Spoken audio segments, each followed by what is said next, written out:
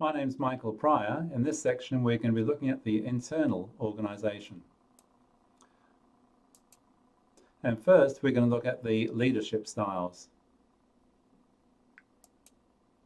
And this falls under the internal analysis section of our strategic development model. So leadership styles. These affect both the organizational design and the organizational culture of the organization. There are many different leadership styles. In this brief presentation, we're going to look at 8 different styles. And as we go through this, try to relate these to some people you know in different organizations, your own organization, or those you consult to. The first one is a charismatic leader. I've chosen Richard Branson because I believe he's a charismatic leader. The behaviors of these type of leaders, they influence others through their power of personality. Acts energetically, motivates others to move forward, inspires them with passion. And again, I believe Richard Branson embodies a lot of these behaviors. And when to use this, when you want to spur others into action. Expand the organization's position in the marketplace and raise team morale. The impact on others or risks can create risks that a project or group will flounder if the leader leaves. Leaders feeling invincibility can ruin a team by taking on too much risk. And the team's success is seen directly connected to the leader's presence. An innovative leader. Steve Jobs is who I thought of here. Behaviors. Grasps the entire situation and goes beyond the usual course of action. Can see what is not working and brings new thinking and action into play. And when to use it. To break open entrenched, intractable issues, to create a work climate for others to apply innovative thinking. And the risk. Risk-taking is increased for all. Failures don't impede progress. Team gains job satisfaction and enjoyment, and an atmosphere of respect for others' ideas. So again, very low risks, provided the leader is innovative and supports the team. Command and control. Again, very much like a military leader from the past or the present. When to use it? In situations of real urgency. No time for discussion. When safety is at stake. In critical situations involving financial, legal, or HR issues. In meeting inflexible deadlines, where it demands immediate compliance and engaged in top-down interactions, or where the leader is the sole decision maker. That the impact on others. If used too much, it feels restrictive and limits others' ability to develop their own leadership skills.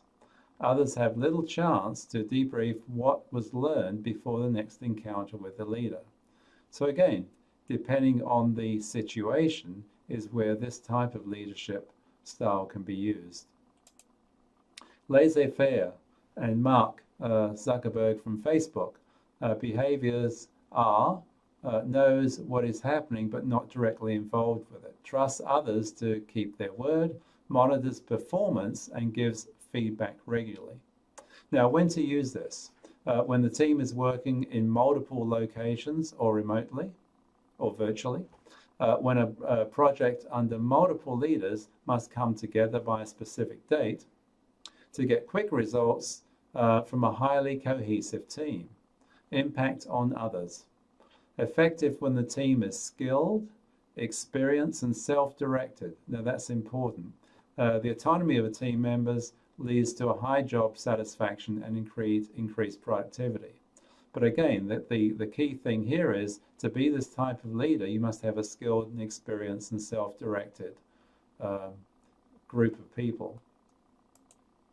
The pace setter. I thought of Bill Gates in this situation. Sets high performance standards for himself and the group. Epitomizes the behavior sought from others. And when to use it? When staff are self-motivated and highly skilled and able to embrace new projects and move with speed. when action and results are critical.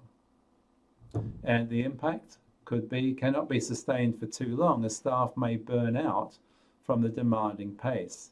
Results delivered at speed, staff can't always keep up with. So again, you can use the pace setter type of leadership model, provided it's not 100% all the time. You've got to have some flexibility there. The servant leader. Behaviors put service above others and before self-interest. So some government employees, senior government employees, would have this type of servant leadership style. Includes the whole team in decision-making, provides tools to get the job done, stays out of the limelight, lets the team accept credit for results.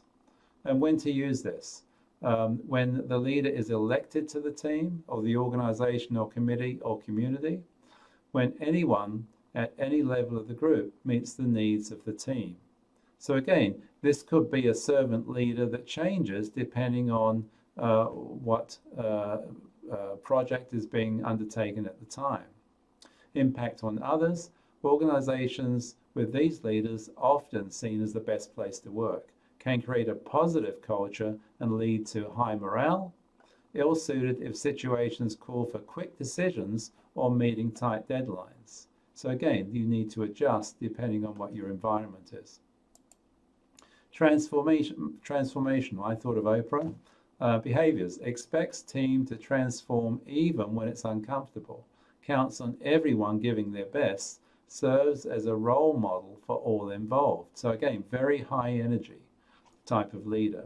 When to use it. To encourage the group to pursue innovative and creative ideas and actions.